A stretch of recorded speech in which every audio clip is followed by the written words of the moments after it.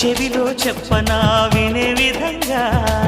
ఒడిలో చేరితే హడావిడిగా రావే చిన్నారి ఖుషి ఖుషిగా నీలో దాగుంట భలే భలేగా భరించుకో ప్రియా ప్రియంగా నీ కౌగిలిలో సుఖిల్చని సుఖీ భవంగా ఓ రంగా శ్రీరంగా